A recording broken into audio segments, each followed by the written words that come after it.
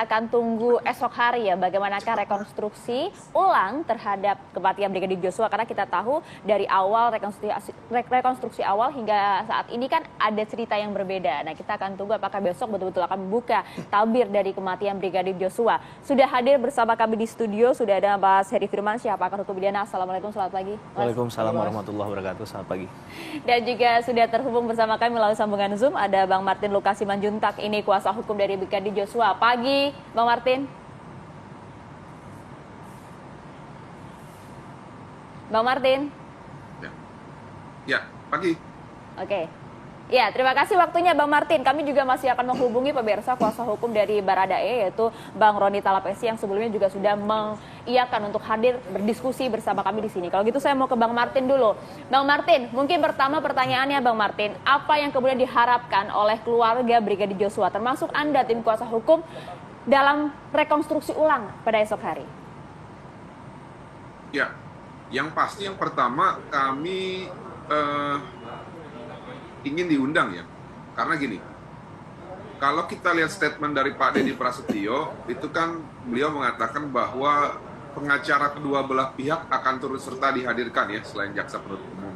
Nah, Betul. kalau yang dimaksud dengan kedua belah pihak ini adalah, salah satunya adalah pengacaranya pelapor, yang juga sebagai saksi pelapor, tentunya itu yang dimaksud adalah kami gitu ya. Nah, jadi besar harapan kami bisa hadir. Kenapa kami ingin hadir? Karena kami mau melihat rangkaian peristiwa ya, yang mana pasti dalam rekonstruksi tersebut adalah rangkaian peristiwa yang disesuaikan dengan keterangan yang disampaikan oleh masing-masing tersangka. Ya. Tapi sejauh ini sudah mendapat undangan belum, Bang? Perkaranya bisa menjadi terang benderang, Mbak Maria. Ya. Demikian. Sejauh ini sudah mendapat undangan belum, Bang Martin? Saya cek secara surat belum ya. Namun kalau undangan lewat media yang disampaikan oleh Pak Dedi itu, dan kalau memang yang dimaksud dengan kedua belah pihak itu adalah salah satunya kuasa hukum dari pelapor, ya itu yang maksud kami gitu ya. Tapi kan SOP-nya harus menerima secara fisik ya undangan itu ya? Ya enggak juga, waktu pas pra-rekonstruksi kasus yang awal kan di Duren 3, itu rekan kita Bang Johnson, karena di media itu santer terjadi pra-rekonstruksi, kita datangi. Ternyata itu pra-rekonstruksi, kasusnya kasus pelecehan seksual dan pengancaman, yang mana akhirnya kami tinggal karena tidak sesuai dengan apa yang kami laporkan. Oke. Jadi Bang Martin, kemungkinan ya, kalau nggak diundang tadi ya kami juga akan jemput bola juga. Oke, baik. Bang Martin, tadi kalau Anda menyatakan gitu ya ingin datang gitu, ada hal spesifik apa yang mungkin kuasa hukum Bang Martin dan juga rekan-rekan yang harus dicermati dalam rekonstruksi besok? Ya tentunya peran dari pihak masing-masing ya, karena ini tersangka ada 5. RE pernah mengatakan kepada Ketua Komnas HAM bahwa Pak FS itu nembak juga. Nah, terus kami mau melihat nih, masing-masing para pihak seperti si Kuat itu ngapain? Ricky Rizal, dia ngapain juga itu? Nah, Bu PC itu perannya sampai sebatas apa? Apakah hanya sampai dengan perencanaan, atau juga turut serta membantu gitu ya? Atau mungkin bersama-sama juga. Nah, ini semua penting, manakala rekonstruksi itu adalah bagaimana para tersangka itu nanti akan memperagakan apa saja yang mereka lakukan sesuai dengan yang mereka sampaikan keterangan melalui pemeriksaan penyidikan. Oke, baik. Saya mau coba menyapa Bang Roni. Bang Roni sudah bergabung bersama kami, Bang. Bang Roni. Selamat pagi, sudah bergabung. Okay. Baik, Terima kasih banyak Bang Roni waktunya. Ada Bayu, Okay. Bu Marita. Ya. Bang Roni, kami ingin mendapatkan konfirmasi kepastian. Apakah klien Anda sudah dipastikan besok akan hadir? Iya, Pak Bayu. Prinsipnya adalah ketika penyidik meminta kami untuk hadir, kami prinsipnya sudah siap mengenai untuk menjalani rekonstruksi. Dan dalam hal ini kan memang kewenangan dari penyidik ya. Bukan kita tidak dalam posisi menolak atau ini. Jadi semuanya itu kewenangan dari penyidik. Tapi kehadiran dari klien saya prinsipnya siap sih, Mbak. Nah, Oke. Artinya sampai pagi hari ini Baradae sudah menyatakan kesediaannya untuk besok hadir rekonstruksi ya Bang Roni? Secara langsung ya Bang? ya. Iya, secara langsung. Oke, hadir secara fisik artinya nanti dalam rekonstruksi kita bisa melihat ada kelima tersangka yang sudah ditetapkan oleh pihak kepolisian berada di rumah dinas mantan Kadif Propam Polri. Oke, kalau dari klien Anda paling tidak Bang, dan juga dari Anda selaku kuasa hukum gitu, paling tidak apa catatan-catatan yang mungkin akan menjadi cermatan Anda dalam rekonstruksi besok? Ya, begini ya, kalau dari klien saya kan sudah menyampaikan semua keterangan yang sudah dituangkan dalam BAP ya. Jadi ketika klien saya terbuka ini akhirnya kasus ini menjadi terbuka semuanya. Harapan saya ataupun klien saya adalah supaya apa yang sudah dituangkan di BAP ini bisa sinkron dengan apa yang jadi rekonstruksi besoknya nanti. Oke. Nah satu lagi Bang Roni, kita juga mendengar kan kemarin ada keengganan gitu ya, terutama ketika berlangsungnya sidang kode etik terhadap FS ya. Ada keengganan dari klien Anda untuk bertemu langsung dengan FS gitu. Nah, apa yang diungkapkan mungkin sampai pagi hari ini atau yang terbaru yang bisa kita tahu bahwa kesiapan seperti apa dari klien Anda untuk menghadapi rekonstruksi tersebut besok, terutama bertemu dengan FS dan juga 3 tersangka lain yang pada saat itu berada di lokasi kejadian?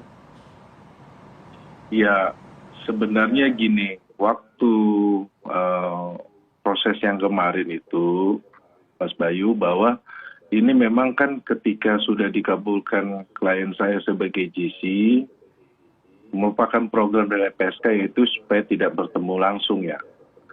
Tapi dalam konteks besok itu adalah rekonstruksi untuk membuat perkara ini semakin jelas atau terang, maka klien saya prinsipnya adalah siap dan kooperatif untuk hadir. Mengenai bagaimana bertemu dengan yang lainnya, kami dari tim pengacara akan ikut mengawal, ikut mendampingi sehingga semua proses berjalan lancar. Seperti itu, Mbak Yu. Bang Roni, ya, apa kekhawatiran Bang kalau misalnya kita mempertemukan antara klien Anda dan juga keempat tersangka lainnya? Ya, prinsipnya sih tidak ada kekhawatiran ya, Mbak ya. Karena Mbak Maria, kita kan sudah dari awal kan kita kooperatif. Sejak dibukanya kasus ini, sejak klien kami terbuka, klien kami itu kooperatif ya dalam semua proses ya. Dan sudah menyampaikan semuanya apa adanya gitu. Jadi prinsipnya bahwa harapannya adalah besok rekonstruksi ini juga pun membawa suatu keadilan juga untuk klien kami, bahwa memang klien kami ini dalam proses diperintah, kemudian melaksanakan perintah, tidak punya kuasa, sehingga melakukan penembakan. Seperti itu. Saya geser ke Mas Heri, Mas. Apakah kita sudah dengar dari Bang Richard Roni ya? Eliezer itu takut sama Pak FS atau sama Bu PC atau sama Kuat atau sama RR nanti pada saat rekonstruksi? Itu tadi masuk pertanyaan dari Mas Bayu silakan. dan Mbak Maria. Mungkin begitu Bang kali Roni. Bang. Coba Bang jawab Bang. Ya, saya tidak terdengar, sorry. Ya, Bang Roni, tadi disampaikan oleh Bang Martin. Mungkin Bang Martin bisa diulangi sekali lagi, Bang. Ya, gini Bang Roni, salam. Martin Lukasi Manjuntak, tim dari Brigadir Joshua. Mungkin yang dimaksud Mbak Maria, apakah secara psikologi ya Richard Eliezer itu agak paranoid gitu ketika besok akan bertemu Pak Sambo, Bu PC, Kuat, lalu Ricky. Nah itu tadi yang saya tangkap dari pertanyaannya Mbak Maria dan Mas Bayu. Silakan Bang Roni. Ya begini Bang Martin, prinsipnya adalah klien saya siap. Jadi klien saya siap menghadapi proses untuk yang besoknya. Gitu. Kita bicara substansi hukum ya, Bang Martin. Anak Tuhan harus berani. Ya. Oke, udah dipastikan ya siap dan juga berani gitu. Saya langsung geser dulu ke Mas Heri. Mas Heri, soal rekonstruksi ini, statusnya Baradae kan JC ya, Justice Kolaborator gitu. Nah, tadi memang sudah disampaikan oleh kuasa hukumnya akan siap dan hadir gitu di sana. Nah, tapi dalam konstruksi rekonstruksi besok gitu, mungkin tidak. Atau Anda melihatnya bagaimana ya ketika kehadiran Baradae berhadapan-hadapan dengan FS langsung begitu untuk menjalani rekonstruksi, meskipun itu yang publik tunggu gitu besok. Iya, sebelumnya kita masuk ke metode pemeriksaan ya. Di Perkap Kapolri 6 2019 itu ada 4 metode pemeriksaan. Ada interview, katakanlah, interogasi, konfrontasi, dan terakhir rekonstruksi. Nah, rekonstruksi ini kalau kita lihat di dunia itu dianut oleh kebanyakan Anglo-Saxon. Tapi di Indonesia juga kalau kita lihat pada praktiknya adalah proses penyidikan. Nah, rekonstruksi atau rebuilding of process ini memang penting tadi. Bagi siapa dalam konteks untuk melihat jangan sampai terjadi kekeliruan ketika ada analisa dan konklusinya. Dan ini kan sudah di BAP sebelumnya ya. Baradae juga sudah di BAP. Nah, konsepsi dari BAP itu akan dilihat pada rekonstruksi nanti. Jadi keterangan saksi persesuaiannya dengan keterangan tersangka perlu. Ketika saya katakan perlu tadi, maka Baradae tentunya termasuk dari bagian, walaupun tadi dikatakan oleh Mas Bayu sebagai JC, tentunya kehadirannya diperlukan di situ untuk membuat ini terang benderang perkara ini kan, agar konstruksi hukumnya tepat. Nah, ini yang kemudian diminta oleh penyidik. Maka kalau kita melihat pada normatifnya tadi, maka Baradae seharusnya hadir. Tapi kita nggak tahu ya pertimbangan dari penyidik nanti seperti apa. Apakah memang ada pertimbangan lain, dan itu tentunya harus akuntabel juga, dapat dipertanggungjawabkan, transparan juga, itu yang mungkin dituntut oleh teman-teman dari kuasa hukumnya almarhum Brigadir J. Terlebih ada permintaan dari LPSK juga kan untuk tidak dipertemukan secara langsung itu. Ya, mungkin itu jadi bahan pertimbangan. Bahkan besok itu kalau saya nggak salah ya, kemungkinan besar Kompolnas pun hadir, Komnas HAM hadir. Maka tadi mungkin permintaan dari teman-teman kuasa hukum Brigadir J dapat dipertimbangkan. Jangan sampai seperti rekonstruksi kemarin mungkin ya, menurut mereka yang seharusnya dikoreksi, mereka punya kepentingan hukum untuk hadir di sana. Gitu.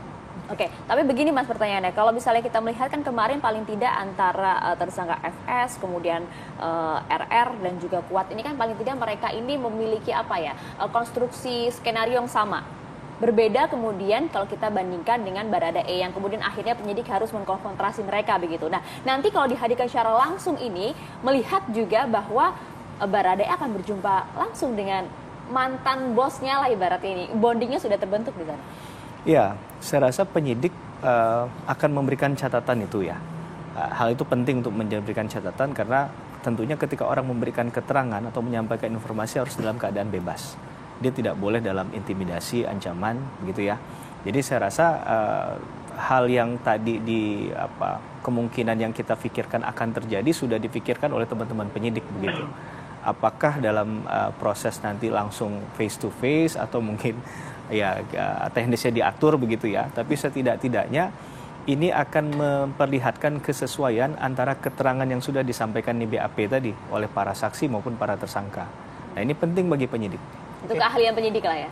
Saya yakin penyidik mampu untuk melakukan hal itu. Baik, Mas Her, Bang Roni dan juga Bang Martin, kami jeda terlebih dahulu ya. Sesaat lagi kami akan kembali di Apa Kabar Indonesia Pagi.